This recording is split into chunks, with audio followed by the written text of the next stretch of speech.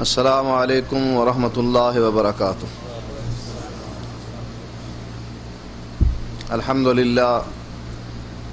للہ نحمده ونستعینه ونستغفره ونعوذ باللہ من شرور انفسنا ومن سیئات اعمالنا من يهده اللہ فلا مضل له ومن يضلله فلا هادی له واشهد ان لا الہ الا اللہ وحدہ لا شریک له واشهد ان محمدا عبده ورسوله اما بعد فان خیر الحدیث کتاب اللہ وخیر الهدی هدی محمد صلی اللہ علیہ وسلم وشر الامور محدثاتها وكل محدثۃ بدعۃ وكل بدعۃ ضلالہ وكل ضلالۃ فی النار۔ اعوذ باللہ السمیع العلیم من الشیطان الرجیم، بسم اللہ الرحمن الرحیم۔ قل هو اللہ احد اللہ الصمد لم یلد ولم یولد ولم یکن له کفوا احد۔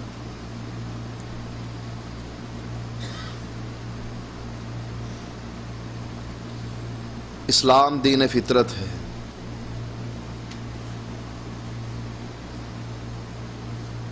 اور فطرت کے خلاف کوئی بات نہیں کہتا۔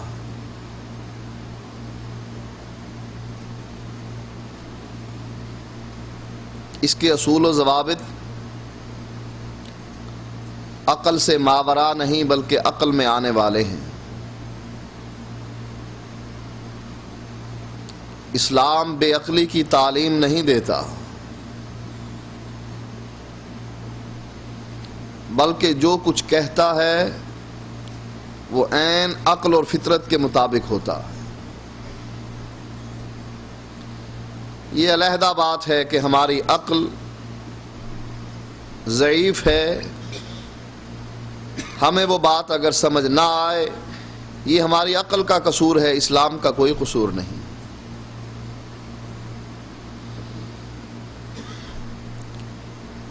آپ ایک عمارت تعمیر کرتے ہیں، عمارت اگر ایک منزلہ ہے، آپ اس کی بنیاد پر زیادہ پیسہ خرچ نہیں کرتے،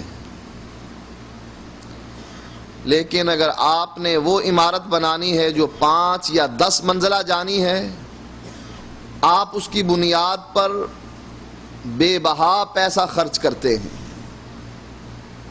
کیونکہ آپ کو معلوم ہے اوپر بنائی گئی پوری عمارت اس بنیاد پر قائم ہے۔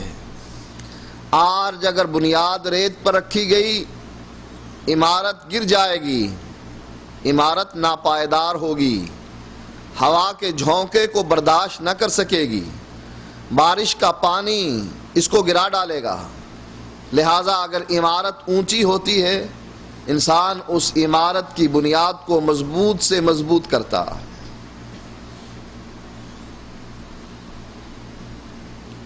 اسلام کی عمارت بہت اونچی ہے، ہم نے اتنے اونچے جانا ہے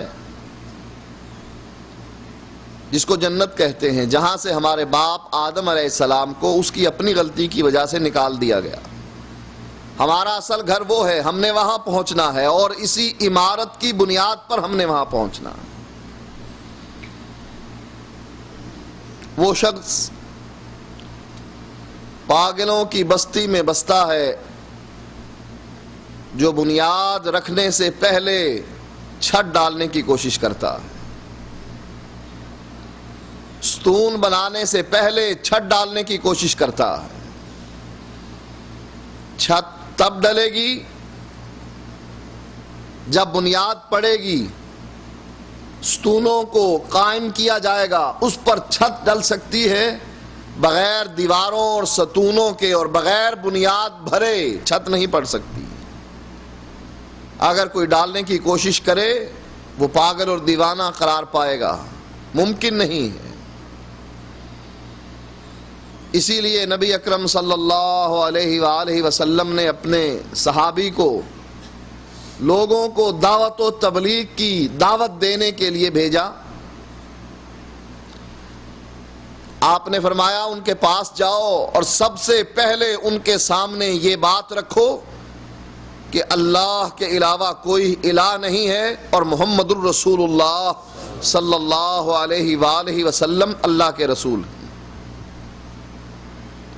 فَإِنْهُمْ أَطَاعُوا لِذَلِكَ، اگر وہ بستی والے یہ بات مان لیں کہ اللہ کے علاوہ کوئی الہ نہیں ہے اور محمد صلی اللہ علیہ وآلہ وسلم اللہ کے آخری رسول ہیں، ان کو بتلاؤ اللہ نے تم پر 5 نمازیں فرض کی ہیں دن اور رات میں۔ اگر وہ یہ بات بھی مان لیں، ان کو بتلاؤ کہ اللہ تعالیٰ نے تم پر زکوٰۃ فرض کی ہے، تُؤْخَذُ مِنْ أَغْنِيَائِهِمْ وَتُرَدُّ إِلَىٰ فُقَرَائِهِمْ، یہ زکوٰۃ ان کے امیر لوگوں سے لے کر ان کے فقیروں میں بانٹ دی جائے گی۔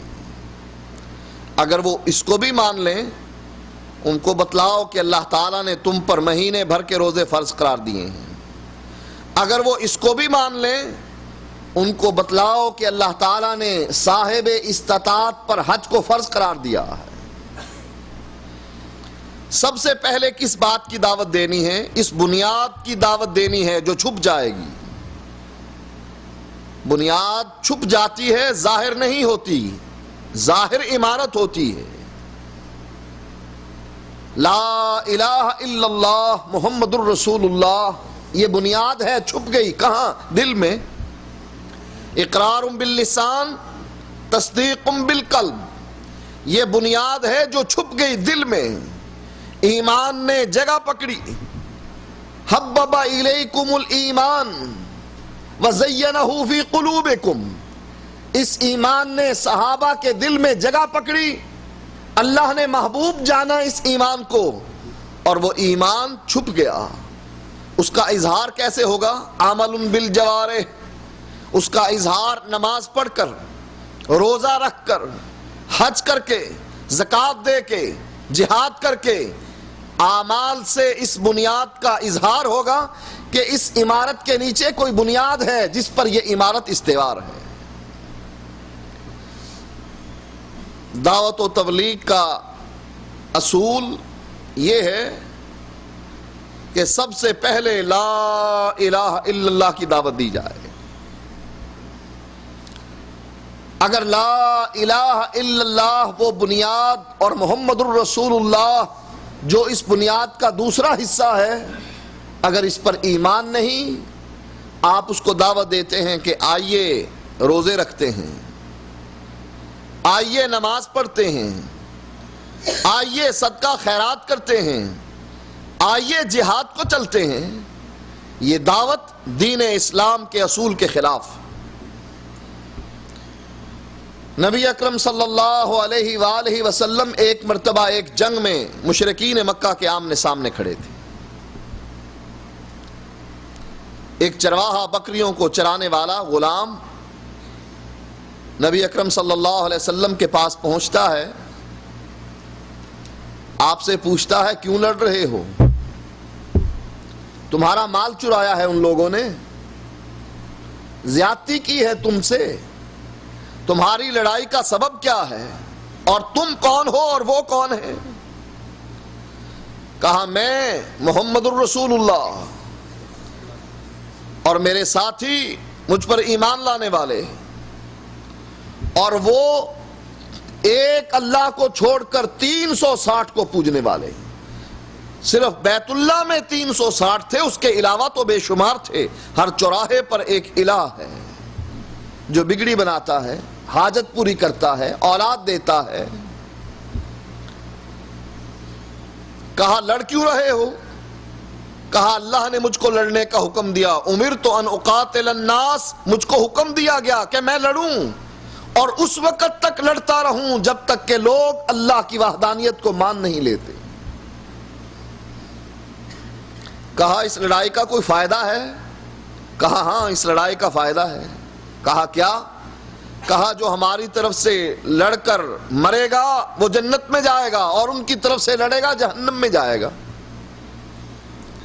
کہا یہ جنت جو ہے یہ امیر لوگوں کے لیے ہے یا غریبوں کو بھی اس میں داخل کیا جائے گا؟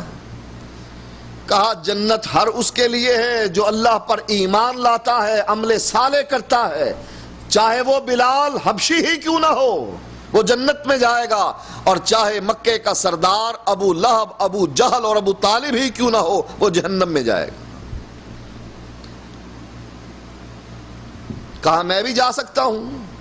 کہا ہاں تو بھی جا سکتا ہے۔ کہا یہ بکریاں ہیں ان کا کیا کروں؟ کہا ہانک دے بستی کی طرف، اپنے گھروں میں چلی جائیں گی۔ کہا اچھا پھر کیا کروں؟ پہلے لڑوں ان لوگوں سے جن سے آپ لڑ رہے ہیں، یا پہلے اسلام قبول کروں؟ آپ نے فرمایا پہلے لا الہ الا اللہ کہہ، پہلے اس کلمے کو پڑھ، شہادت دے اس بات کی کہ اللہ کے علاوہ کائنات میں کوئی الہ نہیں، اور مان اس کو کہ میں اللہ کا آخری نبی ہوں۔ کلمہ پڑھنے سے پہلے لڑنے کے لیے جانا یہ گمراہی ہے، اس سے کوئی فائدہ نہیں ہوگا۔ نبی اکرم صلی اللہ علیہ وآلہ وسلم کے ساتھ ایک شخص میدان جنگ میں لڑائی میں مصروف تھا، اس کا شمار کافروں میں ہوتا تھا لیکن لڑ مسلمانوں کی طرف سے رہا تھا۔ قتل ہوا، زخمی ہوا، شدید زخمی ہوا، مرنے کے قریب ہوا۔ نبی اکرم صلی اللہ علیہ وآلہ وسلم نے اس کی طرف اپنے صحابہ کو بھیجا کہ جاؤ اس سے پوچھو قوم کی حمیت میں لڑنے کے لیے آیا ہے، تیری قوم لڑ رہی ہے اس لیے لڑنے کے لیے آیا ہے، یا کوئی لڑنے کا مقصد کچھ اور ہے؟ ہم تجھے مسلمان نہیں سمجھتے ہیں، ہمارے سامنے تو نے اقرار نہیں کیا، لیکن تو لڑائی میں ہماری طرف سے شریک ہے، ہمیں یہ بتلا قوم کی حمیت میں لڑنے کے لیے آیا ہے کہ تیرا قبیلہ لڑ رہا ہے، یا کوئی اور سبب ہے؟ صحابہ پہنچے تو کہنے لگا میں قوم کی حمیت میں لڑنے کے لیے نہیں آیا، بلکہ میں نے اسلام قبول کر لیا تھا اور میں اسلام کی حمایت میں لڑنے کے لیے آیا،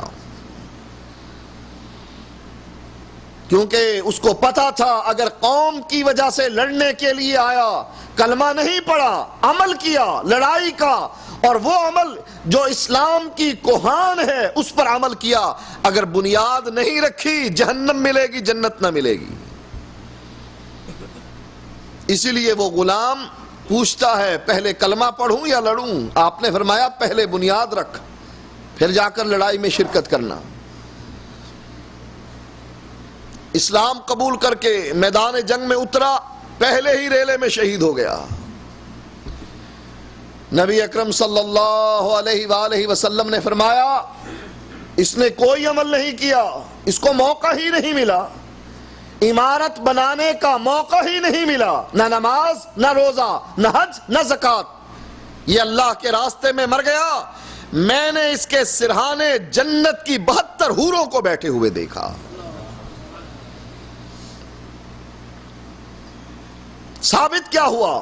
اگر بنیاد صحیح ہے، لا الہ الا اللہ پر ایمان ہے تو جنتی ہے، اور اگر لا الہ الا اللہ پر ایمان نہیں، عمل بے شمار ہے، کبھی جنت نہیں ملے گی۔ دعوت و تبلیغ کا پہلا اصول لوگوں کو دعوت دو، یا ایھا الناس قولوا لا الہ الا اللہ۔ وہ ڈاکٹر بڑا ہی بے وقوف ہے جو ٹی بی کے مریض کا علاج پہلے اس کے نزلے اور بخار کی بیماری کا کرتا ہے، بعد میں دیکھتا ہے کہ اس کا کیا علاج کیا جائے گا۔ پہلے وہ بیماری جو اس کو دیمک کی طرح چاٹ رہی ہے اس کے علاج کے بارے میں سوچئے۔ نزلہ اور زکام جان لیوا بیماری نہیں ہے۔ اگر آپ امت کو اس بات کی دعوت دیتے ہیں یا ایھا الناس قولوا لا الہ الا اللہ، جیسا کہ اللہ کے نبی نے یہ دعوت دی تھی، چاہے اس دعوت کے بدلے میں پتھر پڑے، کانٹوں پر چلنا پڑے، سر پر خاک ڈلوانی پڑے، گریبان پھڑوانا پڑے، چہرے پر تھوکنا برداشت ہے، بیٹیوں کو طلاق دلوانی پڑے، اپنا آبائی شہر مکہ چھوڑنا پڑے یہ تو گوارا ہے، لیکن اس دعوت میں شرکت گوارا نہیں۔ لوگ آئے تھے، آ کر کہتے تھے 3 چیزیں ہیں، زن، زر اور زمین، جس کے لیے انسان جیتا ہے۔ اے محمد تجھ کو کیا چاہیے صلی اللہ علیہ وآلہ وسلم؟ کہا مال چاہیے اس دعوت کے بدلے میں، بتلا سونے اور چاندی کا ڈھیر تیرے قدموں میں لگا دیں گے۔ سرداری چاہیے، کیونکہ ہمارے ملک میں لوگ پیسہ خرچ کر کے MNA اور MPA بنتے ہیں تاکہ منسٹر بن سکیں، چیف منسٹر بن سکیں، پرائم منسٹر بن سکیں۔ کیا چاہیے؟ سرداری چاہیے، بتلا ہم کو، ہم تجھے سب مل کر اپنا سردار مان لیتے ہیں۔ یا تجھ کو رشتہ مطلوب ہے، جس گھر کی طرف اشارہ کرے گا وہیں تیرا رشتہ کروا دیتے ہیں۔ اللہ کے نبی جواب میں کہنے لگے جس کا مفہوم قرآن کی یہ آیت ہے، ان صلاتی و نسکی و محیایا و مماتی للہ رب العالمین، میرا مرنا، میرا جینا، میری نماز، میری قربانی، میرے اعمال اللہ کے لیے ہیں، دنیا کے لیے نہیں۔ قوم آئی آپ کے چچا کے پاس، کہنے لگی اس کام سے رک جاؤ۔ چچا بھی مشورہ دیتا ہے، بھتیجے اتنا بوجھ نہ ڈال جس کو میں برداشت نہ کر سکوں۔ نبی کی آنکھوں میں آنسو آ گئے، آپ کہنے لگے چچا یہ تیری قوم اگر دائیں ہاتھ پر سورج اور بائیں پر چاند بھی رکھ دیں، میں تب بھی اس لا الہ الا اللہ کی دعوت سے نہیں رکوں گا۔ یا تو اس راستے میں میری موت آ جائے گی یا اللہ کا دین غالب آ جائے گا، جیسا کہ قرآن کہتا ہے هو الذی ارسل رسولہ بالہدی ودین الحق لیظہرہ علی الدین کلہ۔ نبی کا چچا ابو طالب نبی کا ساتھ دینے والا، اور اتنا ساتھ دیا نبی کا اپنے بھتیجے کا کہ جس سال ابو طالب مرتا ہے اللہ کے نبی اس سال کو غم کا سال قرار دیتے ہیں۔ بھتیجے جا، جو کہنا ہے کہہ، جو انگلی تیری طرف اٹھے گی کاٹ دوں گا، جو آنکھ تیری طرف اس طریقے سے دیکھے گی وہ آنکھ پھوڑ دوں گا، کوئی تجھ کو کچھ نہ کہہ سکے گا۔ چچا کی وفات کے بعد نبی کے سر پر لوگوں نے خاک ڈال دی۔ نبی اکرم صلی اللہ علیہ وآلہ وسلم فرمانے لگے جب تک میرا چچا زندہ تھا لوگوں کو یہ جرت نہ ہوئی تھی کہ مجھ کو اس طریقے سے تنگ کریں۔ آج میرا چچا نہیں ہے، اس وجہ سے میرے ساتھ یہ سلوک کیا جا رہا۔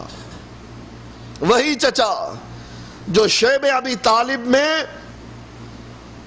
کتنے سال تک نبی کا ساتھ دیتا رہا، کھانے کے لیے روٹی نہ تھی، گوشت نہ تھا، بچوں کے پاس پینے کے لیے دودھ نہ تھا، بچے پیاس سے بلبلاتے تھے اور گھاٹی سے باہر لوگ ان کی بلبلاہٹ سنا کرتے تھے۔ اس گھاٹی میں رہنے والے درختوں کے پتے توڑ توڑ کر اپنا پیٹ بھرا کرتے تھے۔ آپ کے چچا نے آپ کا وہاں بھی ساتھ دیا، بستر بچھاتے، رات کے کچھ حصے کے گزرنے کے بعد نبی کے بستر کو بدل دیتے، نبی کے بستر پر اپنے بیٹے کو لٹاتے اور نبی کو کہیں اور لٹا دیتے، اس خیال سے کہ اگر دشمن حملہ کرے میرا بیٹا مارا جائے لیکن میرے بھتیجے کو کچھ نہ ہو۔ اتنا پیار کرنے والا چچا جب مرنے کے قریب ہوا، آپ اس کے سرہانے جا بیٹھے، کہنے لگے یا امی قل لا الہ الا اللہ، چچا لا الہ الا اللہ کہہ لو، احاج لک بہ عند اللہ، تو لا الہ الا اللہ پڑھے گا میں جنت میں لے جانے کے لیے تجھ کو اپنے رب سے جھگڑا بھی کروں گا، اگر مجھ کو جھگڑا کرنا پڑا، اس لیے کہ میرے رب کا اعلان ہے من قال لا الہ الا اللہ دخل الجنہ، جس نے لا الہ الا اللہ صدق دل سے کہہ لیا وہ جنتی ہے. کیونکہ مکے میں نماز فرض نہ ہوئی تھی، روزہ فرض نہ تھا، حج فرض نہ تھا، صرف اسلام کی پہچان یہی کلمہ تھا، لا الہ الا اللہ. یا میں قل لا الہ الا اللہ. چچا کے سامنے کلمہ پیش کیا، دعوت و تبلیغ کا پہلا اصول رکھا، اس کو توحید کی دعوت دی. برادری والے کہنے لگے چچا، اے محمد کے چچا ابو طالب اور ہمارے سردار، دیکھ ہماری ناک نہ کٹوا جانا، ہمیں ذلیل و خوار نہ کر دینا. لوگ کہیں گے آباء و اجداد کا دین چھوڑ کر وہابی بن گیا، آباء و اجداد کا دین چھوڑ کر نوجوان بھتیجے کے مذہب پر مرا، ہمارے لیے بڑی بدنامی ہے. اور چچا اپنے بھتیجے سے کہتا ہے، اے میرے بھتیجے، مجھ کو پتا ہے تیرا دین تمام ادیان میں سب سے سچا دین ہے. اگر مجھے اس بات کا ڈر نہ ہوتا کہ لوگ میرے مرنے کے بعد تان و تشریح کریں گے، اے میرے بھتیجے میں تیرے دین کو قبول کر لیتا. لیکن اب اموت علی دین عبد المطلب، میں مرتا ہوں اپنے باپ دادا کے دین پر مرتا ہوں، تیرے دین کو سچا مانتے ہوئے بھی قبول نہیں کرتا.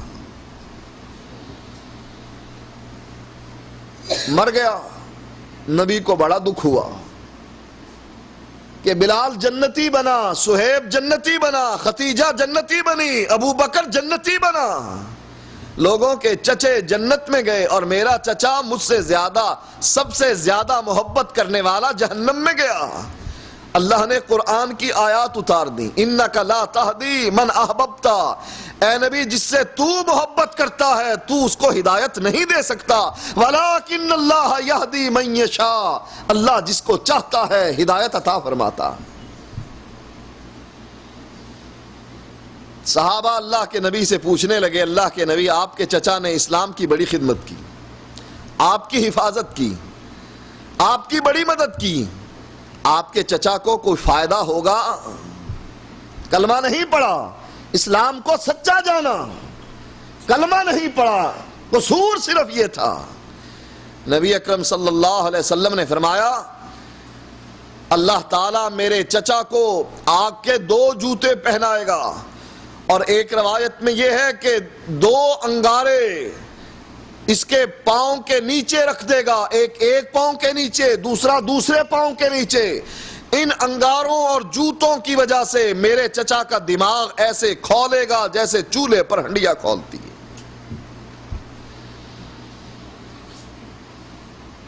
چچا کے اعمال کم تھے، لوگوں کو توحید کی دعوت دینے کی بجائے اعمال کی دعوت دینے والوں سوچو، نبی کے چچا کے اعمال کم تھے، تمہارے سارے اعمال ایک طرف اور نبی کی حفاظت کا اکیلا عمل ایک طرف، تمہارے اعمال اس کی برابری نہیں کر سکتے.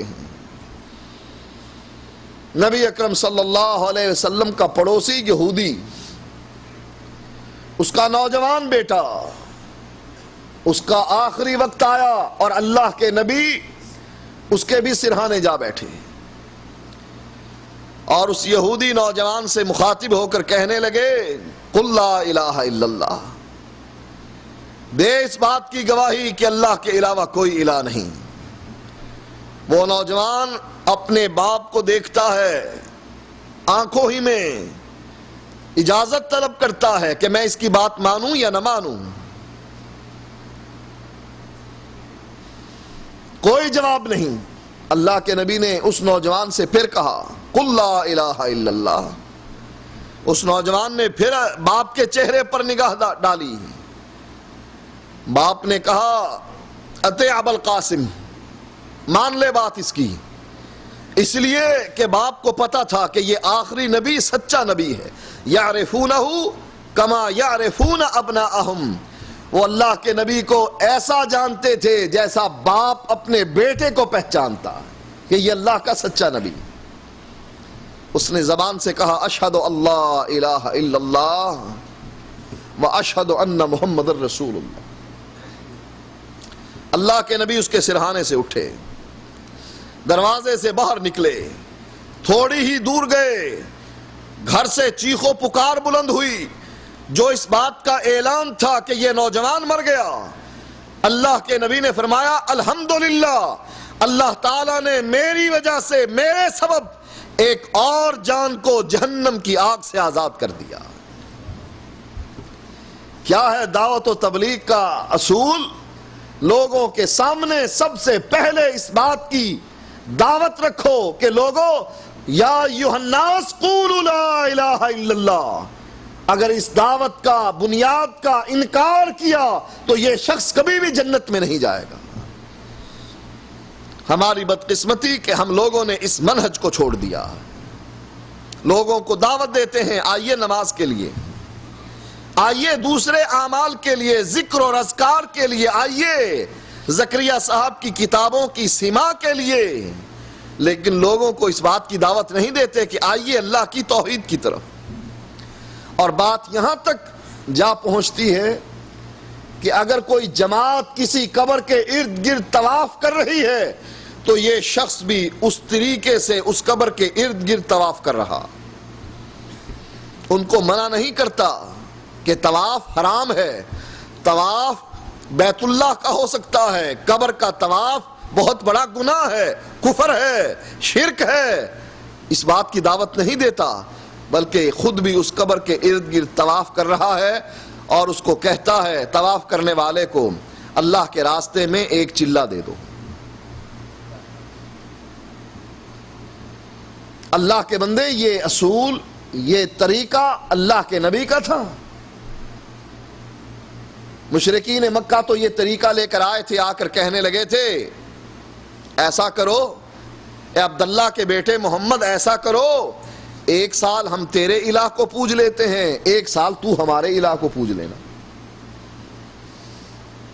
نبی اکرم صلی اللہ علیہ وسلم کے ذہن میں تھوڑی سی یہ بات آئی کہ اگر اس طریقے سے ان کو میں ایک سال اللہ کی توحید پر لے آؤں، پھر یہ واپس پلٹ کر شرک میں کہاں جائیں گے؟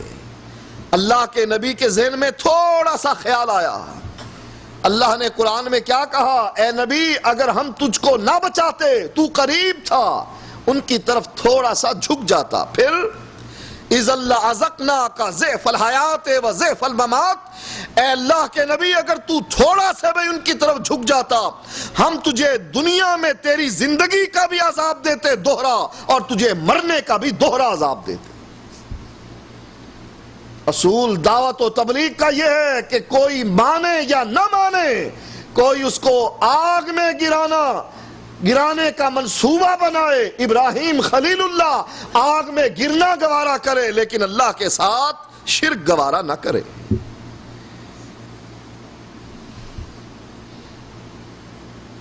آج لوگوں کو توحید کا کچھ پتہ نہیں، اس بنیاد کا کچھ پتہ نہیں کہ لا الہ الا اللہ کا کیا معنی۔ اس موضوع پر میں صرف ایک نقطہ بیان کرتا ہوں اور آپ سے اجازت لیتا ہوں۔ ہم عبادت کرتے ہیں، اللہ نے ہمیں عبادت کے لیے پیدا کیا، وما خلقت الجن والانس الا لیعبدون، اپنی عبادت کے لیے پیدا کیا۔ اللہ کے نبی نے اس عبادت کا مغز کیا بتلایا؟ الدعاء مخ العبادہ، پکار یہ عبادت کا مغز ہے۔ اللہ قرآن میں کہتا ہے ادعونی استجب لکم، مجھ کو پکارو میں تمہاری پکار کو سنتا ہوں۔ اور جن کو تم پکارتے ہو، ان الذین تدعون من دون اللہ، اللہ کو چھوڑ کر جن کو تم پکارتے ہو، یا بہاول حق، بیڑا دھک، کشتی میں سوار ہو گئے، کشتی میں بیٹھ گئے اور پھر آواز دینے لگ گئے کہ اے بہاول حق، ہم کشتی میں جا بیٹھے ہیں، اب کشتی کو دھکا لگانا تیرا کام ہے، یا بہاول حق بیڑا دھک، اے مولا علی، اے مشکل کشا، میری کشتی پار لگا دینا۔ کوئی خضر کو پکار رہا ہے، کوئی علی کو پکار رہا ہے، کوئی نبی کو پکار رہا ہے، اور اللہ کہتا ہے ادعونی استجب لکم، مجھ کو پکارو۔ اے نبی، جب میرے بارے میں میرے بندے تجھ سے پوچھیں وَإِذَا سَأَلَكَ عِبَادِي عَنِّي فَإِنِّي قَرِيب، جب میرے بارے میں میرے بندے تجھ سے پوچھے ان کو بتلا انی قریب، میں قریب ہوں، اجیب دعوت الداع اذا دعان، جب بھی کوئی پکارنے والا پکارتا ہے میں اس کی پکار کو سنتا ہوں۔ ایک عورت گئی اللہ کے نبی کے پاس، کہا اللہ کے نبی میرے شوہر نے مجھے ماں کہہ دیا،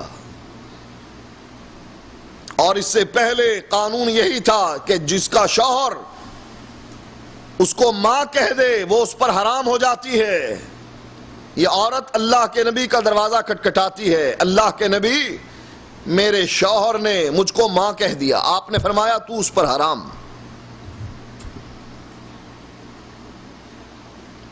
اللہ کے نبی میرے چھوٹے چھوٹے بچے ہیں میں کہاں جاؤں؟ اللہ کے نبی فرمانے لگے تجھ پر حرام، تو اس پر حرام۔ کہا اللہ کے نبی مجھ کو اب کون قبول کرے گا، میں کس کے دروازے کو کھٹکھٹاؤں؟ کہا تو اس کے نکاح میں دوبارہ نہیں جا سکتی۔ اللہ کے نبی کچھ تو کیجئے، آپ نے فرمایا کچھ نہیں کر سکتا، میں اللہ کے حکم کا پابند ہوں۔ فاستقم کما امرت، اللہ اپنے نبی کو بھی کہتا ہے ویسے سیدھا رہ جیسا میں تجھ کو حکم دیتا ہوں، اور اگر تو نے کوئی ایسی بات کہہ دی وَلَوْ تَقَوَّلَ عَلَيْنَا بَعْضَ الْأَقَاوِيلِ، اگر تو نے کوئی ایسی بات کہہ دی جو ہم نے نہیں کہی لَأَخَذْنَا مِنْهُ بِالْيَمِينِ ثُمَّ لَقَطَعْنَا مِنْهُ الْوَتِينَ، ہم تجھ کو دائیں ہاتھ سے پکڑ کر تیری شاہ رگ کاٹ کر رکھ دیں گے۔ میں مجبور ہوں، میں کچھ نہیں کر سکتا۔ عورت روتی ہے، گڑ گڑاتی ہے، منتیں کرتی ہے، جواب نفی میں ملتا ہے نبی کی طرف سے۔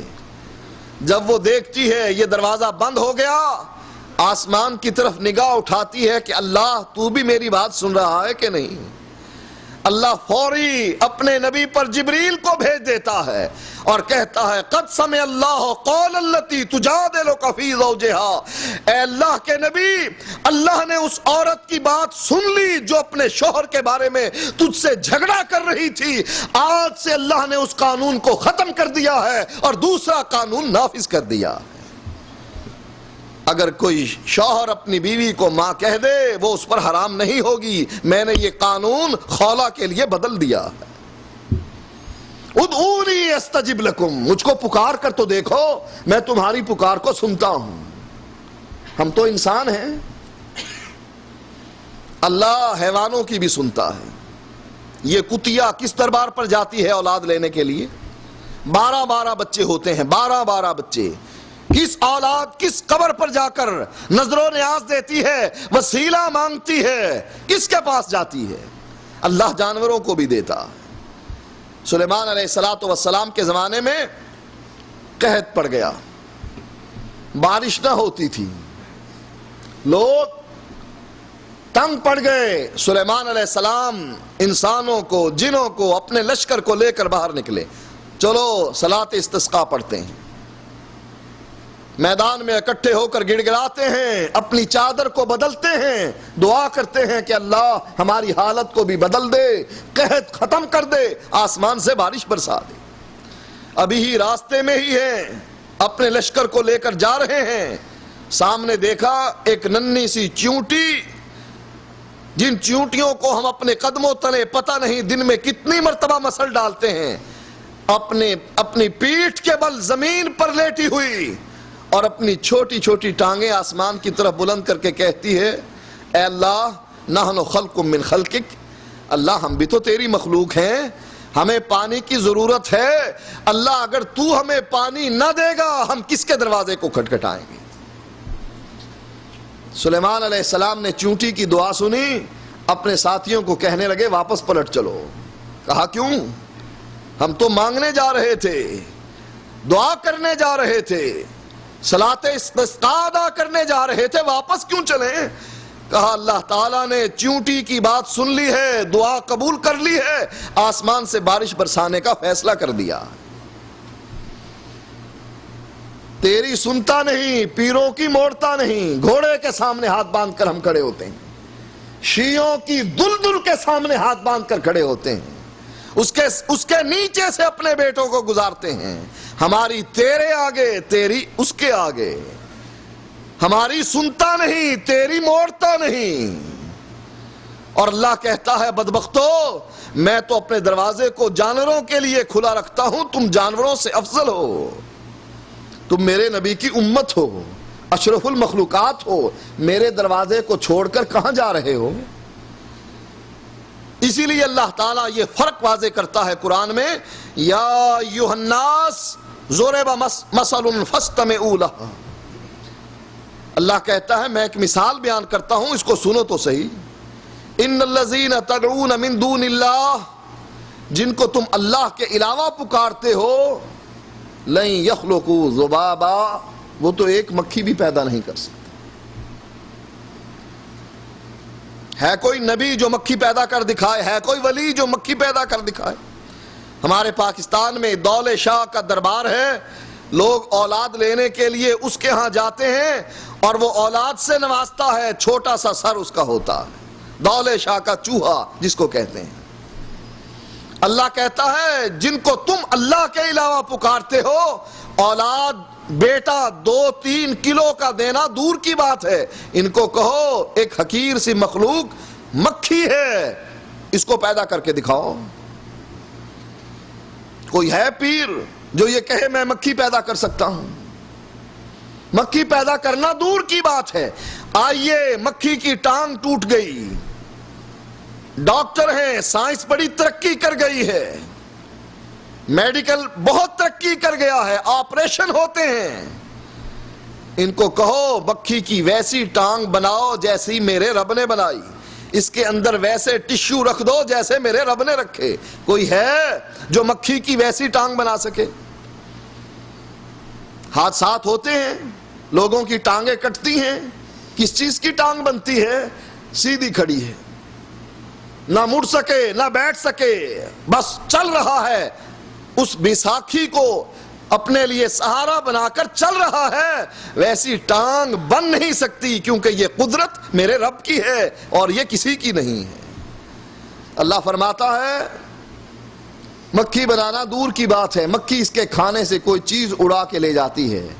اس پیر کو کہو جو تمہاری قسمت بدلتا ہے، تمہاری ہری کر دیتا ہے سوکھی، تمہاری تقدیر کا مالک ہے، اس کو کہو وہ مکھی جو کھانا اٹھا کر تیرے دسترخوان سے لے گئی ہے، تو کرنے والا ہے، تو بھرنے والا ہے، بہت کچھ کرتا ہے، پہنچا ہوا بزرگ ہے، مکھی سے کھانا چھین کر واپس دسترخوان پر لا کر دکھا۔ پھر اللہ ایک اور چیلنج کرتا ہے کہ یہ نہیں میں کہہ رہا کہ اکیلا اکیلا عبد القادر جیلانی اکیلا یہ کام کرے، نظر و نیاز نہیں دی، 11ویں کا ختم نہیں دیا، بیٹے کی بارات جا رہی تھی، کشتی میں لوگ سوار تھے، عبد القادر جیلانی نے پوری کی پوری کشتی ڈبو دی۔ عورت توبہ کرتی ہے، 12 سال کے بعد پوری کی پوری کشتی انسانوں کے ساتھ زندہ نکل کر باہر آ جاتی ہے۔ وہ انسان تھے یا مگرمچھ کی اولاد تھے جو پانی میں زندہ رہے؟ انسان تو 5 منٹ بھی پانی میں رہ کر زندہ نہیں رہ سکتا، پانی اس کے جسم میں داخل ہوا اور سانس آنے والا تعلق ٹوٹ گیا۔ یہ 12 سال تک پانی میں پڑے رہے، یہ انسان تھے یا مگرمچھ تھے؟ اللہ کہتا ہے اکیلا عبد القادر کو یہ چیلنج نہیں، 11ویں دیا کرتی تھی، بیٹا مر گیا، عبد القادر جیلانی کے پاس گئی، پیرانے پیر تیرے نام کی نظر و نیاز دیتی تھی، میرا بیٹا بھی مر گیا، فائدہ کیا ہوا؟ کہا اچھا تیرا بیٹا بھی مر گیا؟ کہا ہاں میرا بھی مر گیا۔ آسمان پر نگاہ ڈالی، جب ملک الموت کو روحوں کی تھیلی لے جاتے ہوئے دیکھا، وہیں سے بیٹھے بیٹھے چھین لی۔ نہ جہاز پر چڑھنے کی ضرورت، نہ سیارے میں بیٹھنے کی ضرورت، زمین پر بیٹھے ہی بیٹھے آسمان پر جانے والے فرشتے سے روحوں کی تھیلی چھین لی، سب روحوں کو آزاد کر دیا، سب زندہ ہو گئے۔ اور یہ مولوی کہاں بیان کرتے ہیں؟ منبر رسول پر بیٹھ کر۔ یہ کہانیاں جو گھڑ لی گئی ہیں عقیدہ توحید کے خلاف، یہ وہاں بیان کی جاتی ہیں کہ جہاں بیان ہونے تھا یا ایھا الناس قولوا لا الہ الا اللہ، وہاں یہ چیزیں بیان ہوتی ہیں۔ اللہ چیلنج کرتا ہے کہ اے عبد القادر، اے خضر، اے علی، اے نبی، اے ولی، یہ دعوت، یہ چیلنج تم اکیلوں کو نہیں، وَلَوِ اجْتَمَعُوا لَهُ، اگر سارے آدم سے لے کر آخری انسان تک سارے ولی، نبی، اولیاء، پیر، بزرگ سب اکٹھے ہو جائیں، اگر سب اکٹھے ہو جائیں تب بھی مکھی سے نہ کھانا چھین سکتے ہیں، نہ مکھی کو پیدا کر سکتے ہیں۔ ضعف الطالب والمطلوب، پیر بھی کمزور ہے، مرید بھی کمزور ہے، اور یہ کمزوری کیسی ہے؟ پیر صاحب مر گئے، اب پیر جب مر جاتا ہے اپنا لباس خود اتارتا ہے یا مرید اتارتے ہیں؟ اپنا استنجا خود کرتا ہے یا مرید کرواتے ہیں؟ کوئی انسان اندر سے زندہ ہو، طاقت رکھتا ہو، کبھی ممکن ہے بے غیرت ہوگا وہ دوسروں سے استنجے کروائے گا؟ کہتے ہیں اندر سے زندہ ہیں ویسے ہی چپ کر کے لیٹے۔ ہمارے مولوی صاحب کہنے لگے تقریر کرتے ہوئے اس مولوی کو مخاطب کر کے، اچھا اگر وہ اندر سے زندہ ہیں اور چپ کر کے لیٹے ہیں، تو بھی زندہ ہے، تو بھی ذرا چپ کر کے لیٹ، میں تیرا استنجا کرتا ہوں۔ کہتا میں کرواتا ہوں اپنا استنجا۔ یہ کہنے لگے اچھا وہی بیچارے بے غیرت بن گئے تھے کہ اندر سے زندہ بھی تھے اور چپ کر کے لیٹے رہے۔ اللہ بتلاتا ہے جس کو تو پکار رہا ہے اموات غیر احیاء، مر گئے ہیں، غیر احیاء، زندہ نہیں ہیں۔ وما یشعرون ایان یبعثون، ان کو تو یہ بھی پتا نہیں یہ قبر کب پھاڑی جائے گی۔ ان کو لکڑی کے تختے پر کون ڈالتا ہے؟ خود چل کر جاتے ہیں یا مرید گھسیٹ کر لاتے ہیں؟ نہلانے کے بعد ان کو کفن کون پہناتا ہے؟ چارپائی پر کون ڈالتا ہے؟ چارپائی کندھے پر اٹھا کر قبرستان کون پہنچاتا ہے؟ اگر یہ تقدیر کے مالک ہوتے، کچھ کر سکتے، مریدوں کو کہتے آرام سے بیٹھ جاؤ، میں خود غسل کرتا ہوں، خود کفن پہنتا ہوں، خود چل کر جاتا ہوں، تمہارے کندھے پر چڑھ کر تمہیں کیوں تکلیف دوں، میں خود قبر میں اترتا ہوں، تم مجھ پر مٹی ڈال دینا۔ مرید اس کو چادروں میں باندھ کر لٹکاتے ہیں، بسم اللہ وعلی ملت رسول اللہ، اور کہتے ہیں مٹی ڈالو ثواب ملے گا۔ جب اس کو مٹی ڈال کر بند کر دیا، کوئی سوراخ باقی نہ چھوڑا، اب ہاتھ اٹھا کر کہتے ہیں بیٹا بھی دے، بیٹی بھی دے، اب تک تو ہمارا محتاج تھا، اب ہم تیرے محتاج ہیں۔ جب مر گیا بیوی کے قابل نہ رہا، بچوں کے قابل نہ رہا، ان کے سر پر ہاتھ نہ پھیر سکتا تھا، ان کو دلاسا نہ دے سکتا تھا، جب کسی قابل نہ رہا، بیوی نے کہا لے جاؤ اس کو دفن کر دو، بچوں نے کہا لے جاؤ اس کو دفن کر دو، جب تک قابل تھا اور بات تھی، اور جب محتاج بن گیا، کچھ کرنے کے قابل نہ رہا، ہم نے کہا یہ گنج بخش ہے، فیض بخش ہے، داتا ہے، دیتا ہے، داتا ہے۔ ضیاء الحق بھی اپنی زندگی میں کہا کرتے تھے داتا کی نگری میں جا رہا ہوں۔ ارے بدبخت، داتا کی نگری نہیں، اس رب کی نگری ہے، اس نے بنائی ہے، وہ جب چاہے مٹا دے۔ یہ داتا داتا نہیں، مر گیا ہے، اس کے پلے کچھ نہیں رہا، اس کا گوشت کیڑے کھا گئے، اس کی ہڈیاں مٹی چاٹ گئی، قبر کھود کے دیکھ کچھ نہ ملے گا، ہاں وہ زندہ ہے، وتوکل علی الحی الذی لا یموت۔ اللہ کہتا ہے مجھ زندہ کو چھوڑ کر اس مردہ کے پیچھے پڑا ہوا ہے جس کو اپنا بھی کچھ اختیار نہیں ہے، اور میں لا تأخذہ سنۃ ولا نوم، نہ مجھ کو نیند آتی ہے نہ مجھ کو اونگ آتی ہے۔ نیند اونگ آئے تو کیوں آئے؟ یہ سویا پڑا ہے اور اس کی مخلوق میں سے ایک بندہ اس کو پکار رہا ہے، یہ سویا پڑا، اس کو کیا پتا؟ رب کو نیند اور اونگ اس لیے نہیں آتی، یہ پوری کائنات ہے، اس زمین کے علاوہ بھی بہت سے سیارے ہیں جس پر مخلوقات بستی ہے، چرند پرند ہیں، درندے ہیں، حشرات الارض ہیں، یہ کیڑے مکوڑے ہیں، یہ سب اللہ کو پکارتے ہیں۔ ہر چیز اللہ کی تسبیح کرتی ہے. اگر اللہ سو جائے ان کی پکار کا جواب کون دے؟ ان کی دعاؤں کو کون سنے؟ ان کی مشکلوں کو کون حل کرے؟ اس کا معنی یہ ہے کہ اللہ تعالیٰ یہ کہتا ہے، اور صحیح بات ہے، کہ یہ لا تأخذہ سنۃ ولا نوم، نہ مجھ کو نیند آتی ہے نہ مجھ کو اونگ آتی ہے.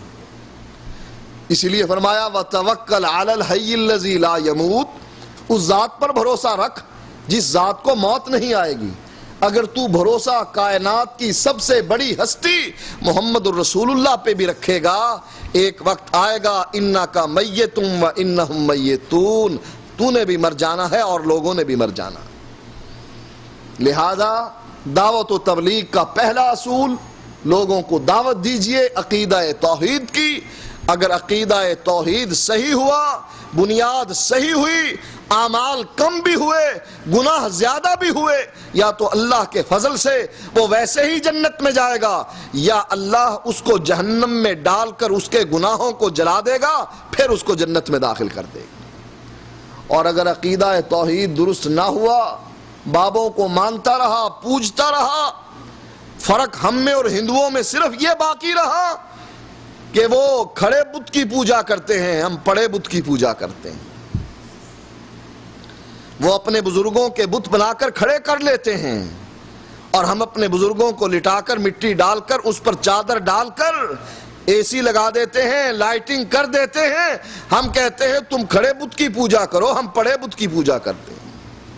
اور ہر شہر میں، اسلام آباد میں بری کرنے والا بری امام، لاہور میں علی حجویری کا دربار، اور سندھ کے علاقے میں غازی بابا کا، اور اجمیر میں ہمارے وزیر اعظم بھی آپ جاتے ہیں اور وہاں جا کر زرد پگڑی بھی باندھ لیتے ہیں، کارٹون بن جاتے ہیں اور کہتے ہیں اس مزار والے کی برکت سے مجھ کو یہ سیٹ ملی.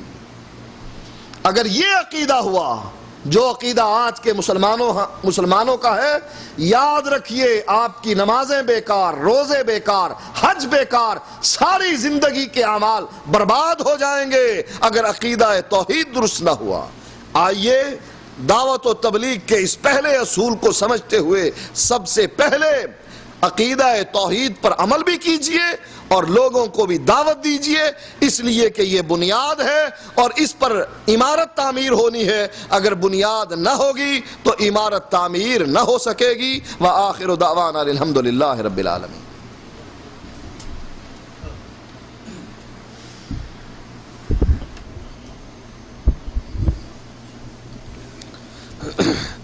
جزاکم اللہ خیر وبارک فیکم. محترم دوستوں اور ساتھیوں، ابھی ہمارے پروگرام کا جو سلسلہ ہے سوال و جواب کا وہ جاری ہے، اب شروع ہوگا. ہم ڈاکٹر صاحب کے شکر گزار ہیں کہ ڈاکٹر صاحب نے اپنا قیمتی وقت دیا.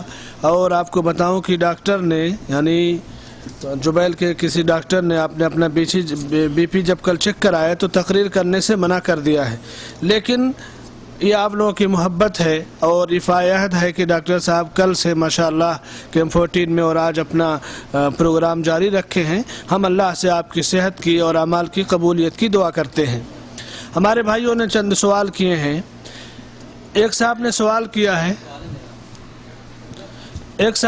کیا ہے کہ کسی جماعت کے اوپر تنقید کرنا کیسا ہے، قرآن اور حدیث کی روشنی میں جواب دیں.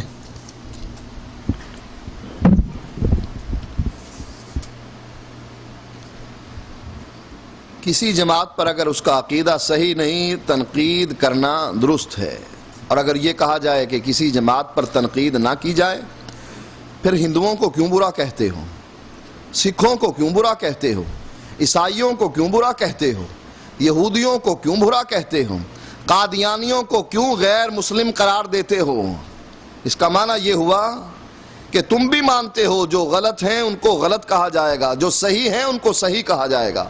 اس لیے ایسی جماعت کہ جن کے اندر برائیاں ہیں ان کو چڑھانا مقصود نہیں، ان کی اصلاح کے لیے کہ دیکھیے آپ کو کینسر ہے، آپ کو ٹی بی ہے، آپ کو ہیپاٹائٹس ہے، آپ اپنا علاج کروائیے، ورنہ یہ بیماری آپ کی جان لے لے گی، یہ سبب بنے گی آپ کی موت کا۔ اگر کوئی اس طریقے سے ان کو سمجھاتا ہے، چڑھانا مقصود نہیں، جیسا کہ بعض لوگ چڑھاتے ہیں کافر کافر شیعہ کافر، یہ گردان پڑھتے ہیں، تسبیح پڑھتے ہیں اپنے ہر جلسے میں، تو یہ مقصود نہیں ہے، بلکہ ان کی اصلاح مقصود ہے، تو اس میں کوئی حرج نہیں۔ جزاک اللہ خیر وبارک فیکم ونفع بکم الاسلام والمسلمین۔ ہمارے ایک بھائی نے سوال کیا ہے کہ کیا شوہر اور بیوی دونوں ایک ساتھ جماعت بنا کر فرض نماز پڑھ سکتے ہیں؟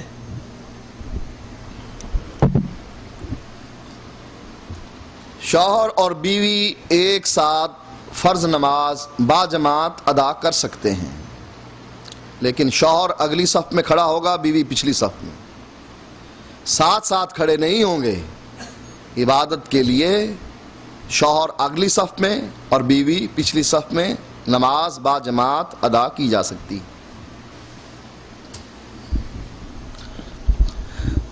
جزاکم اللہ خیر وبارک فیکم ونفع بکم الاسلام والمسلمین۔ ہمارے ایک ساتھی نے سوال کیا ہے کہ احمد رضا خان صاحب، اشرف علی تھانوی صاحب اور زکریا صاحب، ان سب میں عقیدے کا کیا فرق ہے، اس کی وضاحت فرمائیں۔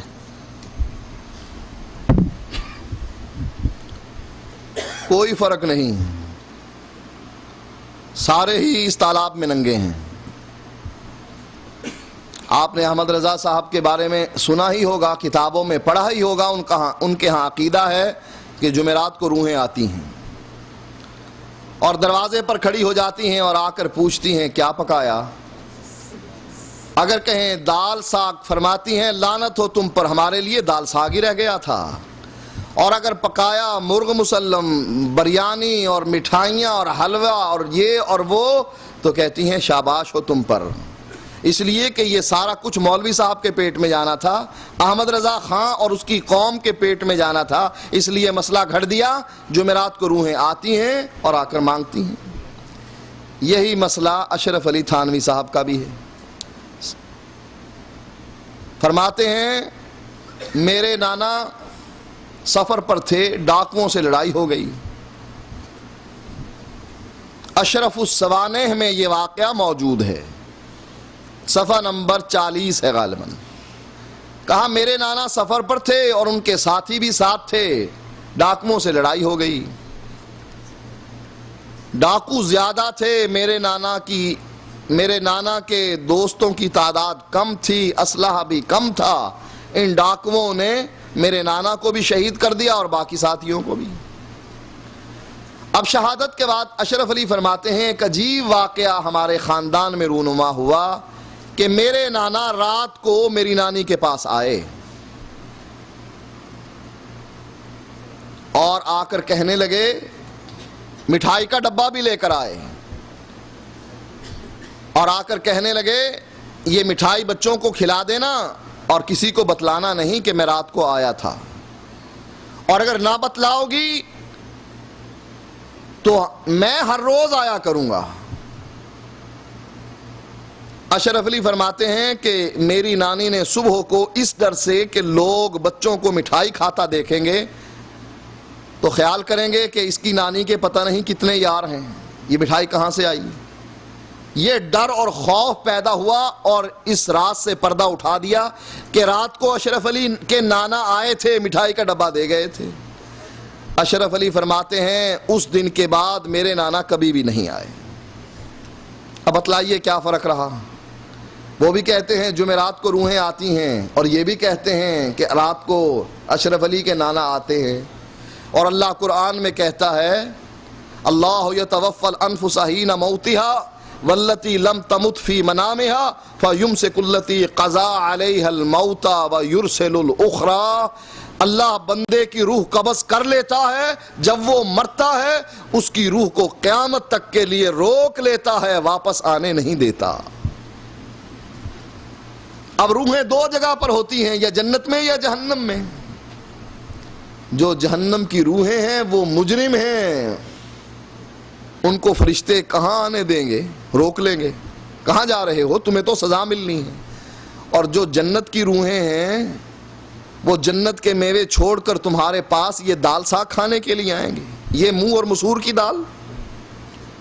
اسلام اور قرآن یہ کہتا ہے واپس نہیں آ سکتے، لیکن احمد رضا خان اور اشرف علی تھانوی یہ عقیدہ رکھتے ہیں کہ واپس آتی ہیں، کھاتی ہیں، مانگتی ہیں، دیتی ہیں۔ بتلائیے کیا فرق رہا؟ تو اس تالاب میں سب ہی ننگے ہیں۔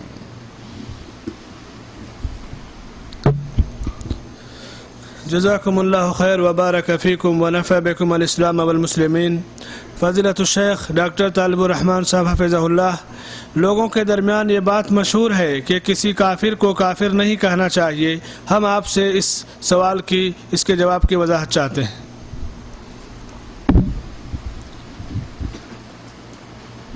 دیکھیے، جہاں تک اس بات کا تعلق ہے کہ کسی کو چڑھانا مقصود ہو تو ایسا کہنا صحیح نہیں، کیونکہ اسلام کی لوگوں کو آپ نے دعوت دینی ہے، دور تو نہیں بھگانا۔ لیکن ہاں یہ ضرور ہے کہ اس کو کافر سمجھنا ضرور ہے۔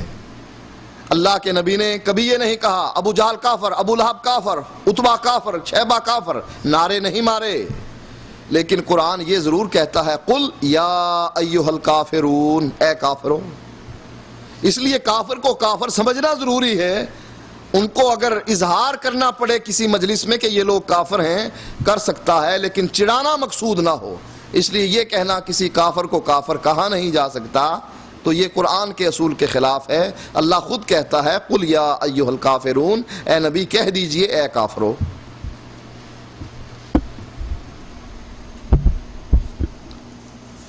جزاکم اللہ خیر وبارک فیکم۔ فضیلت الشیخ، میرا سوال یہ ہے کہ دعوت و تبلیغ کا کام ہم قرآن مجید سے شروع کریں یا فضائل اعمال سے؟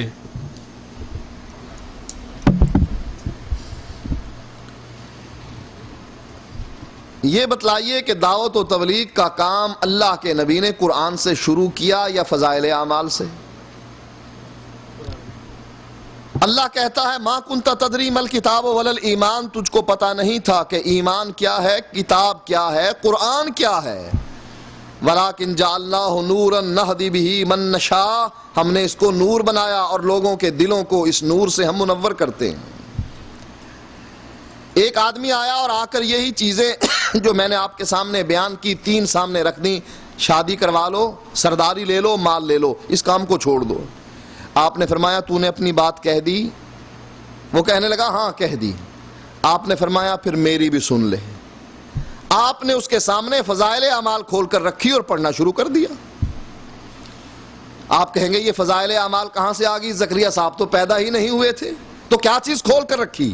نبی اکرم صلی اللہ علیہ وسلم نے مکے کے اس قریشی کے سامنے قرآن کی آیات تلاوت کرنا شروع کر دی، اور جب نبی کی زبان سے وہ عذاب الہی کا تذکرہ آیا، اس نے اٹھ کر نبی کے ہاتھ پر، نبی کے منہ پر اپنا ہاتھ رکھ دیا، کہہ دیا بس بس بس، اس سے آگے نہ جائیے، اور اٹھ کر چل پڑا اور اپنی قوم کو جا کر کہنے لگا اس کو اس کے حال پر چھوڑ دو، اگر تو وہ سچا ہے اور وہ کامیاب ہو گیا، تمہاری جیت ہے کہ تمہارے قبیلے کا ایک فرد اونچا چلا گیا، حکمران بن گیا، بادشاہ بن گیا، اس کی بات، اس کا دین پھیل گیا، اور اگر وہ جھوٹا ہے لوگ اس کو خود ختم کر دیں گے، تم اس کو کچھ نہ کہو۔ تو معنی یہ ہوا کہ اللہ کے نبی اس قرآن کے ذریعے سے لوگوں کے دلوں کو منور کرتے ہیں، فضائل اعمال کے ذریعے سے نہیں، کہ جس میں اتنا کچھ ہے کہ مر گیا، تختے پہ اس کو لٹا دیا گیا نہلانے کے لیے، اس کو آخری غسل دیا جا رہا ہے، اور یہ انگوٹھا پکڑ لیتا ہے نہلانے والے کا۔ اب انگوٹھا جس کا پکڑا ہے وہ کہتا ہے مجھے پتا ہے تو زندہ ہے، انگوٹھا تو چھوڑ تاکہ تجھے نہلاؤں اور تجھے دفناؤں۔ اور ایک کا اور اسی طریقے سے ہنسنے لگ گیا، مردہ ہنسنے لگ گیا۔ نہلانے والا پوچھتا ہے حضرت مر کر ہنستے ہیں؟ کہا نہیں، میں زندہ ہوں اور اللہ کا ہر عاشق زندہ ہوتا ہے، اور قیامت کے دن میں تیری مدد کروں گا۔ اب بتلائیے، یہ اپنے زندوں کو دفن کرتے ہیں، ہم اپنے مردوں کو دفن کرتے ہیں، جان باقی نہیں رہی، دفن کر دو ورنہ بدبو آ جائے گی، کیڑے پڑ جائیں گے پیر صاحب کے پیٹ میں، یہ پہنچی ہوئی ہستی یہیں گل سڑ جائے گی، ساری دنیا میں تافل پھیل جائے گا، ساری بستی میں۔ اور یہ کہتے ہیں نہیں، جو بھی مرتا ہے حقیقت میں زندہ ہوتا ہے، کبھی ہنسنے لگ جاتا ہے، کبھی انگوٹھا پکڑ لیتا ہے۔ لہٰذا وہ فضائل اعمال جس میں اللہ کے ساتھ شرک سکھایا جاتا ہے اس کو پڑھنا یہ تو گمراہی ہے، ہدایت نہیں۔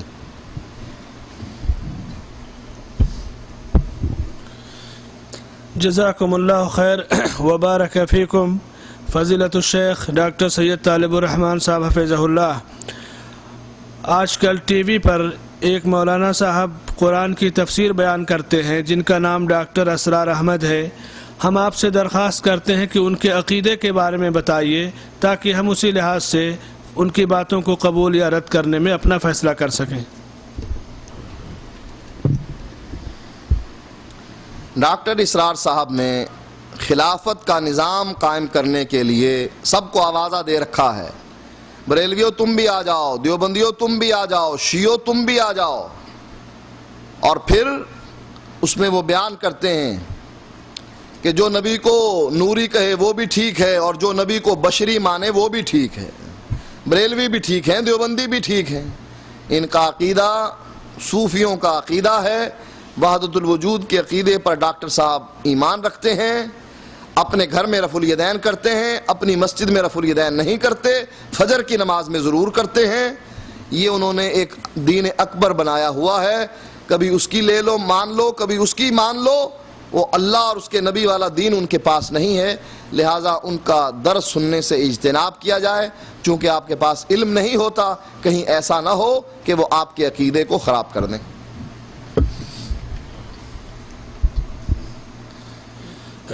جزاکم اللہ خیر وبارک فیکم فضیلت الشیخ، آپ نے اپنی تقریر میں اشرف علی تھانوی صاحب کا ایک قصہ سنایا ہے، ان کے نانا کا یا نانا کا، وہ قصہ کس کتاب میں ہے اور وہ کتاب کس نے لکھی ہے؟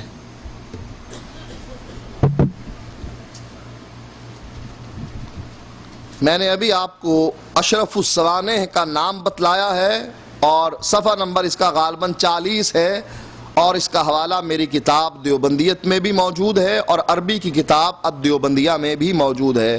جس کو چاہیے کہ وہ پورا قصہ بے عین ہی انہی الفاظ سے پڑھے، وہ جا کر اس کتاب کا مطالعہ کر لے۔ کتاب ہے اشرف السوانح۔ جزاکم اللہ خیر وبارک فیکم فضیلت الشیخ، میرا سوال یہ ہے کہ اسلام میں اجتماعی طور پر قرآن خوانی کرنا منع ہے، لیکن اگر آدمی خود اکیلے قرآن پڑھنا چاہے 1 پارہ یا 2 پارہ، اور وہ 1 یا 2 پارہ پڑھ کر کے یہ کہہ کر بخش دے کہ آدم علیہ السلام سے لے کر اب تک جتنے مسلم مومن اور مرد عورتیں فوت ہو چکے، میں ان کی روح کو ایصال ثواب کے لیے یہ بخش رہا ہوں، تو اس کے اس عمل کے بارے میں اسلام کا کیا حکم ہے؟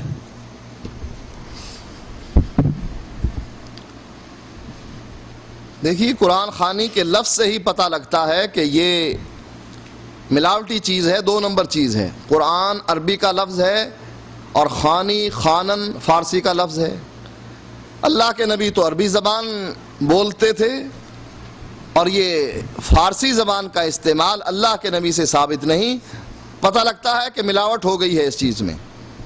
اگر کوئی شخص اس طریقے سے علیحدہ بھی قرآن پڑھے اور آدم علیہ السلام سے لے کر آنے والے جتنے بھی لوگ ہیں مسلمان، ان کی روحوں کو بخشے، تو یہ طریقہ سنت سے ثابت نہیں، اس لیے کہ اللہ کے نبی نے یہ کام نہیں کیا۔ اگر اللہ کے نبی یہ کام کرتے تو صحیح تھا، ہم بھی کر سکتے تھے اور یہ باعث اجر و ثواب ہوتا، لیکن چونکہ اللہ کے نبی سے یہ ثابت نہیں، لہٰذا وہ بدعت ہے۔ اور اللہ کے نبی فرماتے ہیں ہر وہ کام جو کیا جائے اور اس دین میں نہ ہو فہو رد، وہ مردود ہے۔ کل بدعت ضلالہ، ہر بدعت گمراہی ہے، وکل ضلالۃ فی النار، اور ہر گمراہی جہنم میں لے جانے کا سبب بنتی ہے۔ لہٰذا علیحدہ قرآن مجید پڑھ کر اس طریقے سے بخشنا احادیث سے ثابت نہیں۔ جزاکم اللہ خیر وبارک فیکم فضیلت الشیخ، کل ابھی جو تاریخ گزری ہے وہ 25 دسمبر کی تھی۔ 25 دسمبر کو عیسائیوں کا بہت بڑا تہوار کرسمس ڈے ہوتا ہے۔ اس تہوار کی مناسبت سے کمپنیوں میں ہمارے میز میں بہترین قسم کا کھانا پکتا ہے اور غیر مسلم اس تہوار میں شریک ہوتے ہیں، مسلمانوں کو بھی اس کی دعوت دیتے ہیں۔ تو کیا ہم 25 دسمبر کو منائے گئے تہوار کا پکا ہوا کھانا یا ان کی دعوت میں شرکت کر سکتے ہیں؟ یہ ان کا چونکہ مذہبی تہوار ہے اور اس مذہبی تہوار میں شرکت کرنا ان کے دین کو سچا ماننا ہے، جبکہ ان کا دین منسوخ ہو چکا اسلام کے آنے کے بعد، لہذا کسی مسلمان کے لیے یہ جائز نہیں کہ ان کے کسی مذہبی تہوار میں شرکت کرے یا مذہبی تہوار پر پکے ہوئے کھانے کو کھائے۔ فضیلت الشیخ، لیکن بعض کمپنیوں میں عیسائی یا کرسچین ہی مدیر ہیں اور بڑی پوسٹوں پر ہیں، تو وہ 25 دسمبر کو خصوصی طور سے بہترین کھانا پکواتے ہیں، اور ہم مسلمان ہیں، ہم روزانہ اسی میز میں کھاتے ہیں، تو کیا اس دن ہم کھانا کھائیں یا چھوڑ دیں؟ اگر آپ کو اپنے ایمان سے محبت ہے تو اس دن آپ میس میں کھانا نہ کھائیے، اپنا باہر سے انتظام کر لیجئے، اس لیے کہ یہ کھانا عام کھانا نہیں بلکہ ان کے مذہبی تہوار کا کھانا ہے۔ یہ کھانا ایسے ہی ہے جیسے کوئی قبر پرست پیر کی قبر پر بکرا ذبح کرتا ہے، اس کو پکا کر آپ کی دعوت کرتا ہے، تو ایسا کھانا کھانا آپ کے لیے جائز نہیں۔ کجا مسلمان کا پکا ہوا کھانا کھانا جائز نہیں، تو عیسائیوں کا پکا ہوا کھانا ان کے مذہبی تہوار پر کیسے جائز ہو سکتا ہے؟ لہذا اس دن آپ اپنا کھانا خود پکائیے اور انتظام کیجیے۔ جزاکم اللہ خیر وبارک فیکم ونفع بکم الاسلام والمسلمین۔ فضیلت الشیخ، میرا سوال یہ ہے کہ کچھ لوگ اپنے آپ کو سید کہتے ہیں، کیا ایسے لوگوں کو زکوٰۃ دینی جائز ہے؟ اس کی وضاحت فرمائیں۔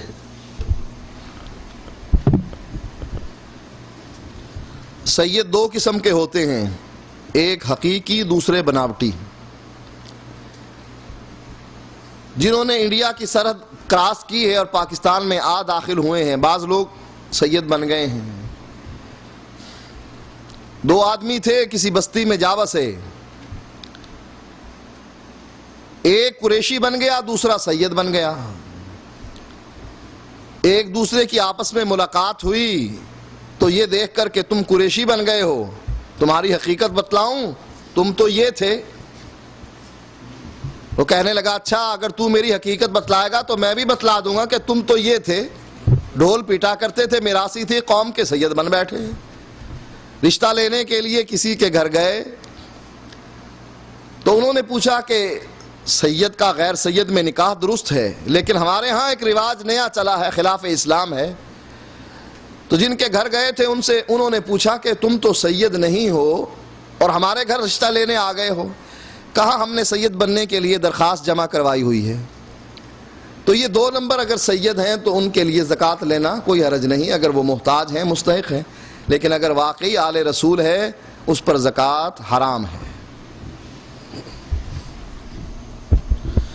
جزاکم اللہ خیر وبارک فیکم۔ فضیلت الشیخ، کچھ لوگ کہتے ہیں کہ ہندوستان، پاکستان اور بنگلہ دیش میں 340 اولیاء کرام گئے تھے اور ان تمام کو اللہ کے رسول صلی اللہ علیہ وسلم نے عرب سے ہندوستان میں تبلیغ کے لیے بھیجا تھا۔ اس سلسلے میں ہم آپ سے وضاحت چاہتے ہیں۔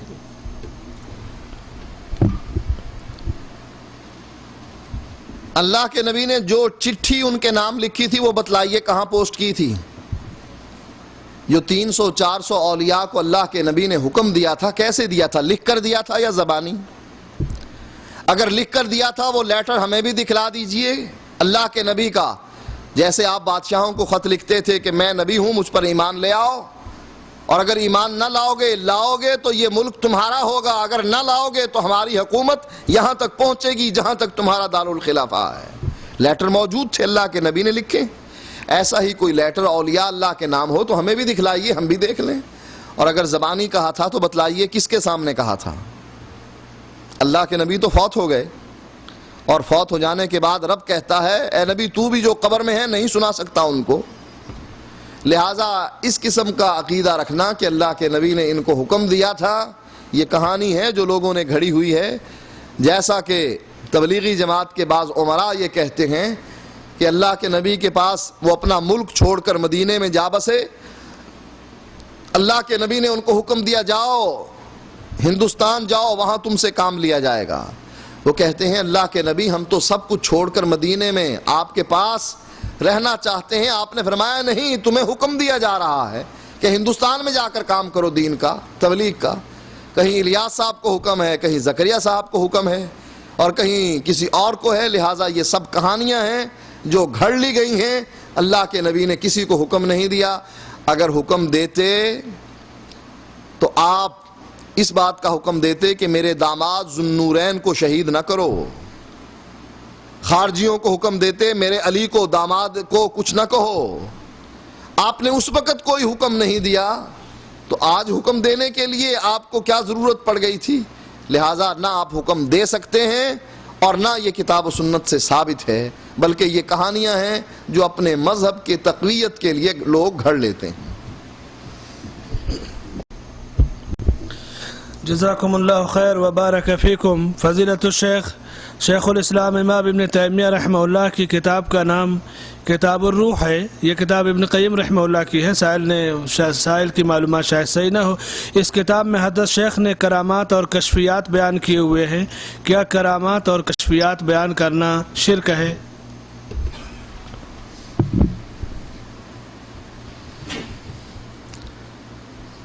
ابن قیم کی کتاب الروح کے بارے میں علماء کا خیال یہ ہے کہ یہ ابن قیم کی کتاب نہیں بلکہ ان کی طرف منسوب کر دی گئی ہے، جیسے بہت سی چیزیں بعض لوگوں کی طرف منسوب کر دی جاتی ہیں۔ اور اگر مان بھی لیا جائے کہ ابن قیم کی یہ کتاب ہے تو ہمارے لیے حجت اللہ کا قرآن ہے، نبی کی حدیث ہے، کوئی امام حجت نہیں۔ نہ ابن قیم حجت ہے، نہ امام ابن تیمیہ حجت ہیں۔ یا اللہ کا قرآن حجت ہے، یا نبی کا فرمان حجت ہے۔ کرامت بیان کرنا کوئی حرج نہیں۔ احادیث میں کرامات، صحابہ کی کرامات کے تذکرے ملتے ہیں، لیکن کرامت کے زور پر اللہ کی صفات اللہ سے چھین کر غیر اللہ کو دے دی جائیں، یہ کرامت نہیں ہے۔ اس لیے ایسا قصہ اگر کوئی بیان کرتا ہے جو قرآن و حدیث کی نصوص کے خلاف ہے، عقیدہ توحید کے خلاف ہے، تو ایسی بات بیان کرنا اس کے لیے جائز نہیں۔ جزاکم اللہ خیر وبارک فیکم۔ فضیلت الشیخ وطر کی نماز کا حکم کب نازل ہوا اور وطر کی نماز کا صحیح طریقہ کیا ہے؟ کتاب و سنت کی روشنی میں جواب دیں۔